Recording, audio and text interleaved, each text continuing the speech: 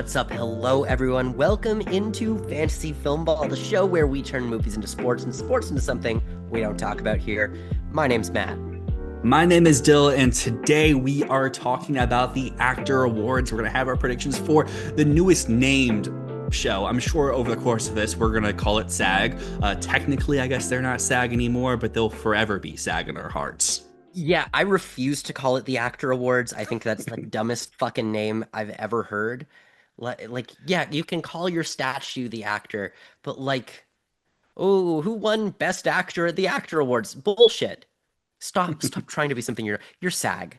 Okay? You are the Screen Actors Guild. Rep it. Rep that. Okay? You are a great organization. You don't need to make some bullshit name up. Dumb. Dumb. And I love Sean Astin, man. The fact that that's like the only thing he's done for that guild in his tenure as the president of SAG.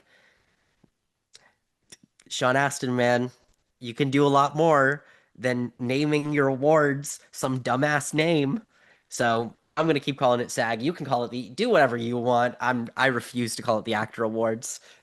Well, what I hope that we can do today is we can improve some of these win prediction accuracy scores. As we're trying to do this season, is we're trying to own our W's and own our L's. And as you see here on the screen right now, at Critics' Choice, we tied. Golden Globes, you beat me by 2. BAFTA, we tied. So I'm trying to make a little bit of a comeback here at SAG. It might be a little hard to do considering there's like 6 categories, Yeah, but there's we can 60. try There's our not a lot of best. runway for that.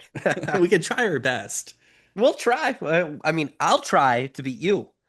That is true. I know at least we're going to have one, maybe 2 different categories. So, Matt, should we start up top or should we work our way up to ensemble? Why don't we start up top? Let's start with ensemble because I know this is likely to be one of our breaks because widely it has just been accepted as fact that Sinners is winning Best Ensemble, which has never quite made sense to me based on the fact that One Battle After Another is the film of the year that everybody has been trying to award in any way possible. And yet, the thing that I keep hearing people say is, well, Sinners is just the most SAG film of any of them. But I don't I don't see that. I don't get that. I don't get that. And if it was, wouldn't it have I, I don't know. I don't get it. I don't get it. So, I'm not predicting Sinners as the winner. I'm predicting One Battle After Another because if every single other awards body is going for One Battle After Another, why would SAG not go for it in what is basically their best picture prize? And I think that's a really great point to make because I think we can go back to some previous years where there's examples of films that feel like they should be the ensemble winner based off of any definition we give out of various previous winners, as well as the film that's just dominated the season. I think 2023 is a great example of Barbie versus Oppenheimer, where Barbie fits what SAG typically does for their ensemble prize. And even if not Barbie, you have American Fiction right there too, going against Oppenheimer, the film that just went on to sweep the year. You can go back to 2021, where you have films like Don't Look Up or King Richard that feel like this type of stuff SAG typically does. But then Coda, it's currently the hot movie at the season at that time. It Hmm. goes on to win And ensemble. it's the film that people love. And I think it's specifically that really hits in 2019, where Once Upon a Time of Hollywood is right there. But they go with Parasite, the film that people will love, they want to award at the moment. The one difference I would say for all of those is I would say Sinners is in a stronger position at this point than a lot of those movies were at the point of the SAG voting period. It's just for me, is Sinners is something I've had for quite a while now winning this category. But I think everything I just said right there is making me want to switch to One Battle. The fact that on Gold Derby, it's like 70-30 right now. I'm sure awards experts in that same range of just so many people are going for Sinners, where if we all believe One Battle is just winning Best Picture, why would it not add this as well? Yeah, I think the thing as well, you're completely right that Sinners is in a better position now than a lot of those other films were, in that it is the number two, right? Barbie was not the number two of the season. West Side Story and King Richard and the other one from 2021 that you mentioned were not the number two of that year. Um, Once Upon a Time in Hollywood, 2019, that was not the number two of that year. All of those films were in worse positions than Sinners is right now. But Sinners, while it may be number two in the race, it is such a distant number two. It is so far back that to me, it doesn't matter. And if we're talking about how Sinners is SAG bait, then like are we discounting the fact that One Battle After Another broke the record of SAG nominations? I mean, Sinners did too. It broke the record as well. But while both of them broke the record, One Battle further broke the record. Yeah, I think going back to the last 10 years of our ensemble wins, the times they do not overlap with our Oscar winner, I think could all easily be explained by what you just said there. Conclave beat Anora. Yes, Conclave was the number two movie of the season at that time. This is the only example of where the Best Picture winner was here and had a real arguable chance to win. But also, I would say is Anora, if you take away the Best Picture win, does it read as a Best Ensemble win from SAG? I would argue no. I know last year you did predict it, but I would say again, playing like hindsight, it makes sense why Conclave did take that Well, and victory. Mikey lost, right? That is true too. And then I think we go back to 2020, Trial of Chicago 7 wins here, but guess what? Nomadland, it's not nominated. Not We nominated. go back to 2018, Black Panther wins. Guess Green what's not Book, nominated? not Green Book. nominated. We go back to 2017, Three Billboards wins. Guess what's not nominated? At 2016, Hidden Figures does win. La La Land isn't nominated. Moonlight was here, but I wasn't really following the award season at that time. I don't really know if Moonlight was considered the frontrunner for this prize, but it was not considered the frontrunner for Best Picture at the time. While Hidden Figures, I would say, fits into that definition of what people in their head try to say is SAG bait. Yeah, yeah. Well, Moonlight is such an artsy film, right? Like it's artsy. That was at the very start of the sort of change in the Academy to it being much more like open to difficult films. And SAG is still struggling with that. So, like to me, Moonlight not winning it's not indicative of anything. And One Battle is the film this year. So, I hate to say it, I am switching over to one battle after another as well. I think everything, I think I convinced myself in doing all of those, going back yeah. throughout the Wikipedia page. I just think it makes so much sense. Now that I'm over here an awards expert, it's 75 to 24% in favor of Sinners over here as well. And I would say the Crazy. fact that it's that crazy, going back to the BAFTA predictions that we did last week, it was like that same number for Hamnet. Like, and it didn't make sense. I know people then went back and changed their predictions, especially after Oscar Expert and Brother Bro did their video. I'm sure the same thing will happen here. But guess what? Oscar Expert and Brother Bro went with one battle after another. What happens when they do the same thing here in a few days? Maybe this will age bad, but I just think it makes so much sense. Yeah. The influence of those two, man. They're influential. It makes sense. It's their app. It's their app. It makes sense. It makes a lot of sense. And they usually have the right instinct on a lot of this stuff. So, if they stick with Sinners, I'll have to I won't think too hard about it. I'm just gonna go with One Battle. But that said, that was the one category that I was like convinced we were going to be different on. Um, although We I think were, there's another we one. were, we were until we started talking We about were it, until we started talking and about then it. Yeah. I flipped myself around. Has that worked a lot this season? No, it hasn't. I didn't even mention it in the BAFTA prediction video. I've had Sean Penn ever since I saw the movie. The one time I take him away from a win, he goes on to win. But I would say before we dive Yeah. into our acting winners here, let's do an easy category, one we can agree on, and one that surprisingly, I would say on the awards expert app, people are predicting the right thing now, but in years past, they often are not. Is over in the stunt ensemble. It's a Mission Impossible. It's just going to win. Maybe in a weird world, F1 comes back and wins this, but like last year, Fall Guy beat two Best Picture nominees. Mission Yeah. Impossible: Dead Reckoning Part One beat a Best Picture nominee, and they will just do the most stunt-heavy film, regardless of the contents of the film, regardless of what else is in the category. This one's easy. Mission Impossible wins every time they're nominated. Yeah, Mission Impossible is definitely gonna win. Now, I do think that there's a chance of F1, but I mean, Mission Impossible is the stunt movie, and it's like a great way to honor the whole series, seeing as it's ending. Although, did has anyone talked more about this Chloe Zhao rumor for the next Mission Impossible? I heard that that wasn't real, Yeah, that but sounds so fake. well, But if we're talking about imagine Chloe Zhao, why don't we go over to lead actress where this one isn't going to be much of a conversation? Jessie Jessie Buckley Buckley. continues her sweep. Yeah, nothing to talk about here. It's Jessie Buckley all the way. I would be so shocked if anything else happened. Yeah, and I mean, like, we haven't had a just a concrete sweep in the lead actress field in a while. But like going back to like the last 10 years, the only like concrete sweeps I can really see here are like Renee Zellweger and Judy, Frances McDormand and Three Billboards, Emma Stone and La La Land, and they clearly didn't break the sweep there. And then I know at the time of SAG, I think in 2018. Was Gaga sweeping at that point until No. she lost this to the wife? Okay. So then they've never been the ones to break up a sweep before, at least in the Yeah. last 10 years. No, I mean they were last year. But Chalamet. Oh, but you're talking in lead yeah, I'm talking about actress. lead actress. Yeah, yeah, yeah. Yeah, yeah, yeah.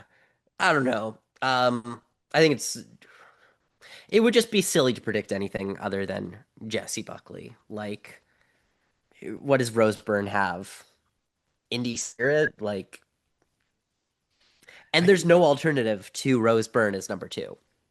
And then coming here to lead actor, the knock against Timothy Chalamet to winning this is the fact that he won last year, and no one has ever won two SAG awards back to back in the lead actor category. What I will say is SAG started in 1994. Who won lead actor at the Oscars at 1993? Tom Hanks. Who won the SAG in 1994? Tom Hanks. So probably he would have done it the first 2 years of the category because we didn't know Forrest Gump was coming, and no way was Tom Hanks losing for Forrest Gump of all movies at SAG. Like I guess maybe Travolta or one of the Shawshank Boys, but No. probably Shawshank Boys would split votes, and Travolta wasn't going to beat Tom Hanks. So like he would I have done also, it. I The just, category just didn't have the chance to give it to him. I also just don't think that it's not a very common thing that someone is top of the category 2 years in a row. Like Hmm. the closest I can think is uh Russell Crowe, Gladiator, Beautiful Mind. Like that's Yeah. the closest that you could think of.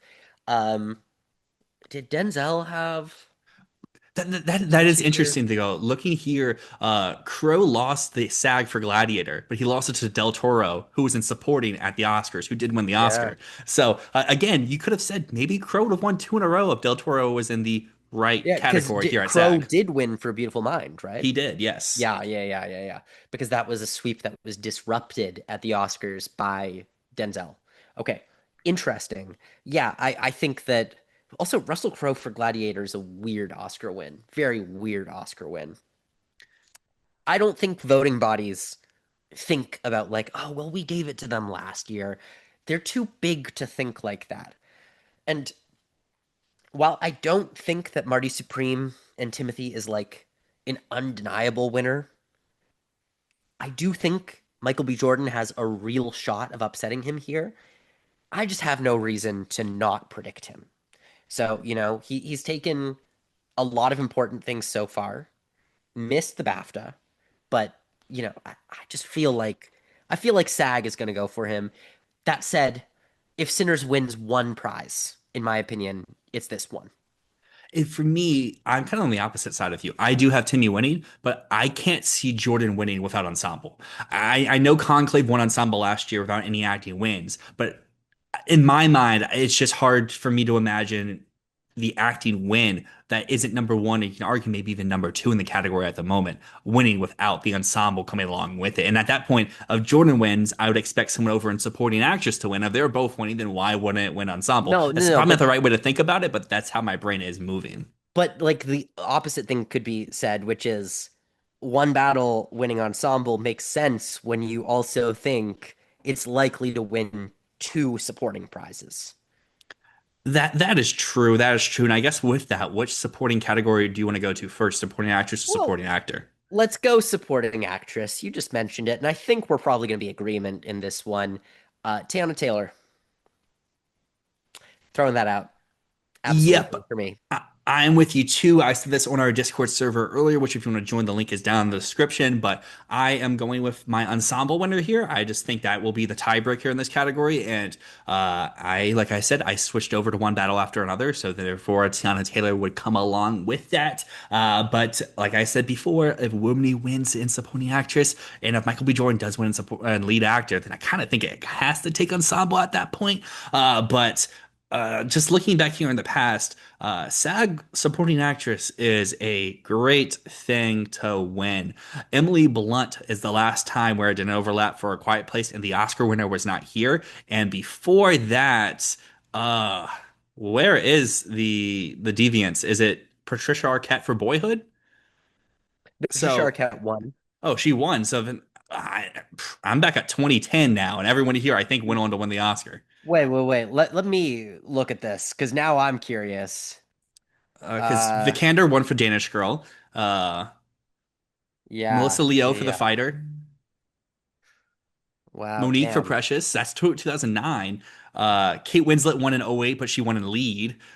So like if the like they've just Yeah, got so it every year. 2007 is yeah, outside of okay, yeah, so 2007 is the last time that an Oscar winner was nominated at SAG and did not win, And if I you want guess. to remove 2018 for them going blunt of all people and the fact Yeah. that she wasn't Ahmed, they've been perfect. They've been perfect. So I think whoever you have winning the Oscar, put them at SAG. And if you have one battle going down the line, put Tiana Taylor here. Wow. Yeah, damn, they are bang on. Like they even got Jamie Lee Curtis. Like they're pulling stuff out that no one else had in their bag. Now you got me thinking about supporting actor because again, the last time that they deviated was for someone not nominated at the Oscars. 2015, Idris Idris Elba, Elba. Beasts of No Nation. And the Oscar winner was here. Never mind. Rylance is Yeah, here. was there. 2012 though, they also deviated. They went Tommy Lee Jones, but Christoph Waltz was not here. Before that was Eddie Murphy in 2006. So again, almost the same trajectory. It's been They're 20 bang on with years. their supporting actor. Like supporting prizes are bang on from And that SAG goes back to too. something that we talked about in our BAFTA video that came out earlier in this week. Stellan's not here. The one battle boys are. And I just think the one that wins here, if it's Sean Penn, he has two of them. If it's Jacob Elordi, he's got CCA and this. If it's Benicio, he's in the best picture winner. It makes sense. I didn't know the stat at that time, but now knowing the stat makes me feel even more stronger towards that statement from before. Look, man, I think that Stellan Skarsgård could very well be Regina King for If Beale That's Street Could fair. Talk. That's Could fair. very well be if Beale Street Could Talk. But we're not talking about Stellan because he's not here. He's not here. I'm not going to disqualify him based on him not being here because clearly something fucky went on with sentimental value here. That's just like the fact that it got zero nominations for a film like that, that then broke a record for the most nominations in acting categories for an international film. Something fucky went up.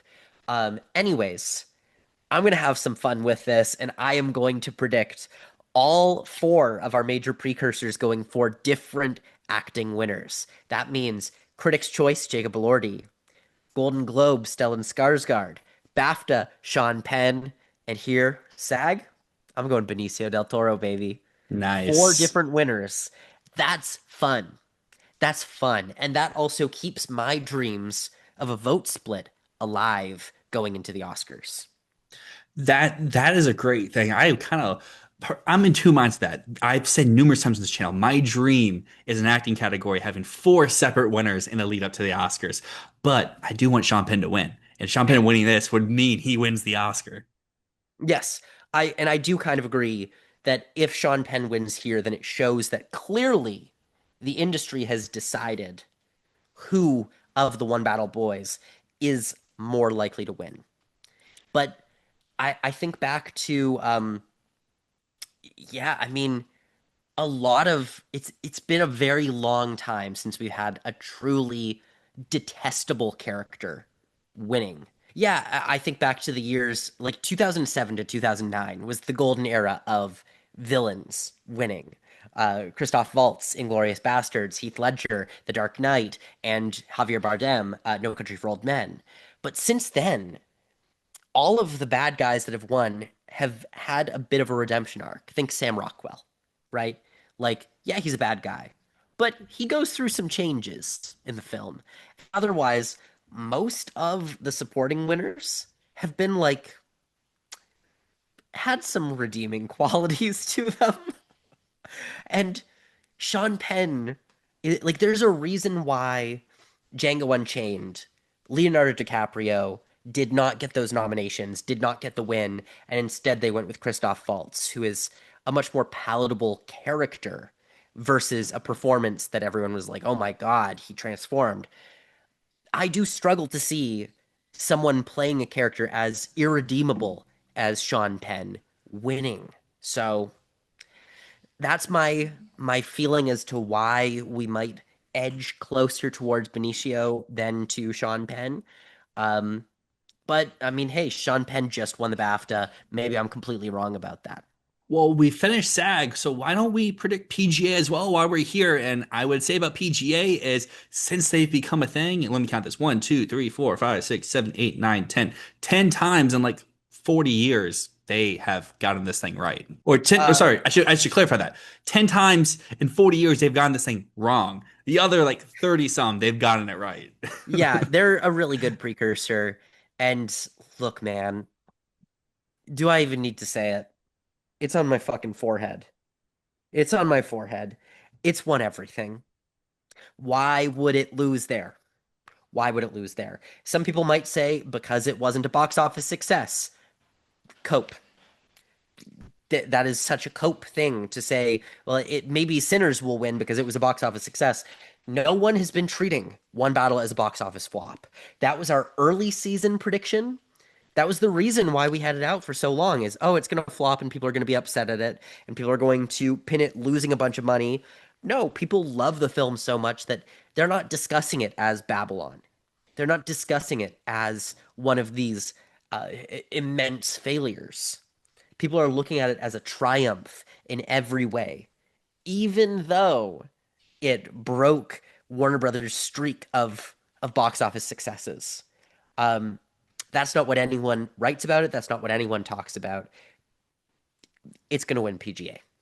Yeah, I was of the mindset of everything that you were saying before until we've seen clearly the industry doesn't care because it did the box office. And we go all the way back to our first episode. I said it would do in our very first predictions. I was like, it would do Kills of Flower Moon minus a little bit because it doesn't have the drawl of Martin Scorsese or all the stars. And it did about Kills of Flower Moon numbers, just maybe a little bit less. And clearly, no one cares about that. That's enough to be Yeah. a winner in all these places. I will say, in the history of PGA, the only times they've had films that were not unequivocal profits of their budgets and theatrical release were the COVID years, 2020, 2021.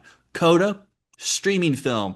They didn't care. It won Best Picture. 2020, Nomadland. COVID year, no box office. Didn't care. It won Best Picture. And I think this year, one battle after another, it didn't turn a theatrical profit, but it's going to reach profitability at some point in its lifetime. And guess what? It's winning Best Picture. They won't care. We're going to have our final Oscar predictions coming out here soon. SAG reactions might be a little bit late. They might be Matt solo. I'm not going to be in the country when the SAG Awards happen this week, and I won't be back until like Tuesday. So who knows when those will come, if they will even come at all. Yeah, we'll see. I'm gonna say right now, I probably will not have time. That's another thing. Brazil video is in the pipeline. It likely will just be after the Oscars this year. It's gonna probably need to be after my nightmare time has ended. But the Brazil video is coming. Well, with all that being said, my name's Dill. And my name is Matt, and this has been Fantasy Filmball.